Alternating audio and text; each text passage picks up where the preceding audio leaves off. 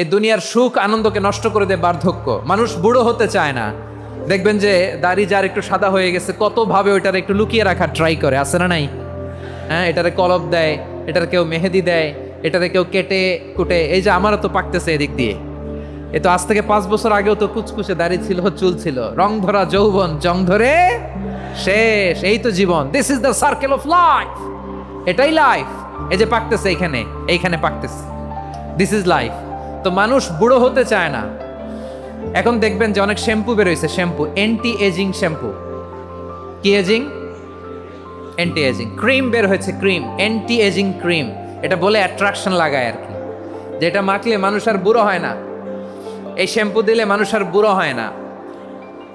ভারতের একজন ধনকুবের আছে, নাম শুনেছেন না? মুকেশ আম্বানি।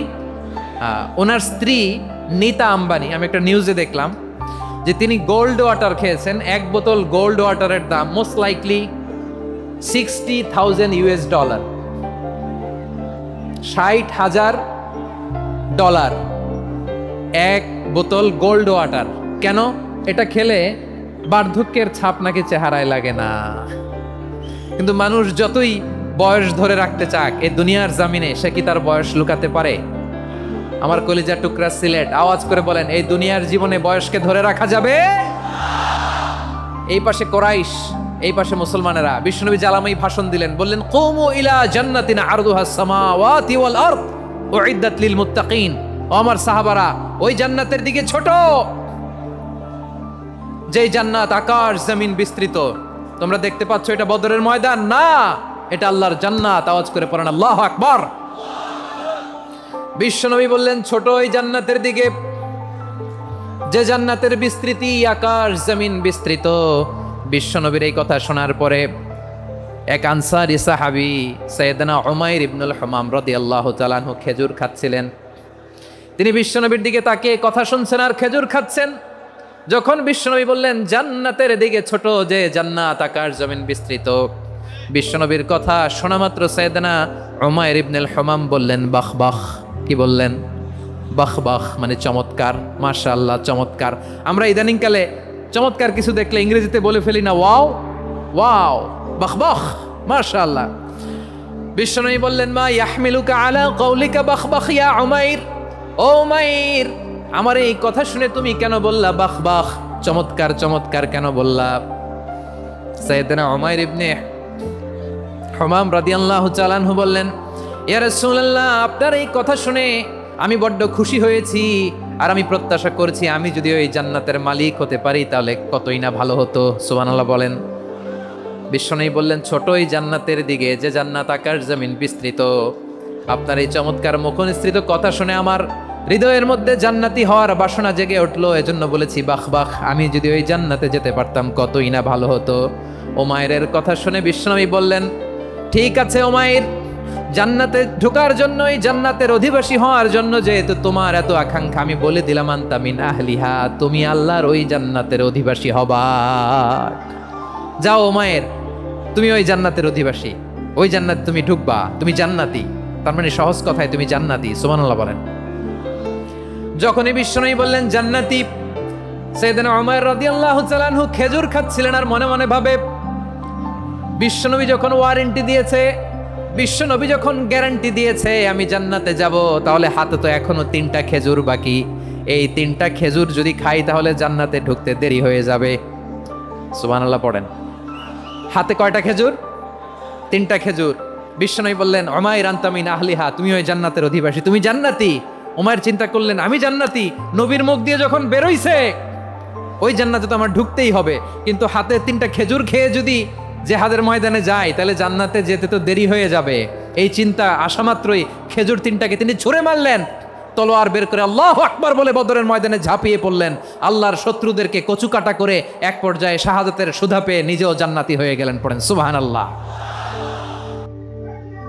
আল্লাহ রাসূল ডাকলেন, ও আব্দুল্লাহ, কি হয়েছে, কেন তুমি কান্না করতেছো? বলে, ইয়া রাসূলুল্লাহ, সব সাহাবায়ে কেরাম দিচ্ছে, আমি দিতে পারি নাই, এই জন্য আমি কান্না করতেছি। তবে শুনেন ইয়া রাসূলুল্লাহ, আমার কাছে একটা জিনিস আছে, সেই জিনিসটার নাম হলো আমার জীবন। ইয়া রাসূলুল্লাহ, আমি যুদ্ধের ময়দানে কিছু দিতে পারি নাই, তবে এই যুদ্ধে আমি আমার জীবনটাকে উৎসর্গ করতে চাই। আমি চাই এই যুদ্ধে যেন আমি শহীদ হতে পারি। সুবহানাল্লাহ, জানটা পর্যন্ত দিয়ে দিতে রাজি। আল্লাহ রাসূল একটা গাছের ছাল এনে তার হাতে বেঁধে দিয়ে বললেন, আল্লাহ, এই ছাল যতদিন থাকবে তার হাতে, ততদিন তুমি যুদ্ধের ময়দানে কাফেরদের কাছে তুমি তাকে শহীদ করে দিও না, মানে কাফেরদের হাতে তুমি তার জন্য রক্ত হারাম করে দাও। আব্দুল উজ্জা অর্থাৎ আব্দুল্লাহ তখন চিন্তায় পড়ে গেলেন, আল্লাহ, রসুলের কাছে চাইলাম কি আর রসুল দোয়া করলো কি? চাইছি শহীদ হমু আর রসুলকে শহীদ যেন না হয়। তাবুকের ময়দানে গেলেন, বিনা যুদ্ধে তারা মুসলমানরা বিজয় লাভ করলেন। আসার পথে আব্দুল্লাহ জ্বরাক্রান্ত হয়ে ওখানে শহীদ হয়ে গেলেন। যুদ্ধের ময়দানে যারা মারা যাবে সবাই শহীদ, যেভাবেই মারা যাক সব শহীদ। তা আব্দুল্লাহ শহীদে মৃত্যুবরণ করলেন। এরপরে তার দাফন হলো। দুইজন সাহাবী তার লাশ নিয়ে আসেন, আবু বকর আর ওমর। আল্লাহর রাসূল নিজে কবরে নেমে আব্দুল্লাহর লাশকে কবরে রাখলেন। সুবহানাল্লাহ। হযরতে আলী রাদিয়াল্লাহু তাআলা আনহু, আরেক riwayat আছে হযরতে বিলাল রাদিয়াল্লাহু তাআলা আনহু তার ওই অন্ধকারের রজনীতে চেরাগ ধরেছিলেন কবরের সামনে। আরেক সাহাবী বলতেছিল, যদি আব্দুল্লাহর লাশ না হয় এই জায়গায় যদি আমার লাশটা হইতো, রসুলের হাতে যেই জায়গায় কবরে লাশ রাখা হয়েছে এর চাইতে ধন্য আর কি হতে পারে। সুবহানাল্লাহ। আমার ভাইরা, আমি বুঝাতে চাচ্ছি, লুকমান হাকিম যে বলেছিলেন, ওয়াসবির আলা মা আসাবাক, তোমার এই ইসলাম গ্রহণ করার কারণে, নামাজ পড়ার কারণে, সৎ আদেশ করার কারণে, অসৎ থেকে বাধা দেওয়ার কারণে যত মুসিবত আসবে, এই মুসিবতে তুমি ধৈর্য ধারণ করো। আর ইন্নাল্লাহা মা'আস সাবিরিন, ধৈর্যশীলদের সাথে কে আছে? আল্লাহ। আমার ভাইরা, এই উপদেশগুলো আমরা মানার চেষ্টা করবো। আর অনেকগুলো উপদেশ আছে, বলতে পারতেছি না। যাই হোক, আজকে যে উপদেশগুলো, 1 নম্বর উপদেশ হলো আমরা শিরিক করব না, নিজেরাও করব না, সন্তানদেরকেও করতে দেব না, তাদেরকে সুন্দর ভাষায় বোঝাবো। 2 নম্বর উপদেশ তিনি বলেছিলেন, আল্লাহর ভয় দিলের ভিতরে সৃষ্টি করে দিলেন। যেখানেই থাকো আল্লাহ কিন্তু দেখতেছেন, আল্লাহ কিন্তু সব জানেন। 3 নম্বর উপদেশ দিল, নামাজ শুরু করে দাও। নামাজ শুরু করলে তোমার অন্য অন্যায় থেকে তুমি বাঁচতে পারবা। 4 নম্বর হলো সৎ কাজের আদেশ করো, অসৎ কাজ থেকে বাধা প্রদান করো। 5 নম্বর হলো যত মুসিবতে আসুক না কেন সব জায়গায় তুমি সবর করো। আল্লাহ তাআলা আমাদেরকে কথাগুলো বোঝা এবং আমল করার তৌফিক দান করুন।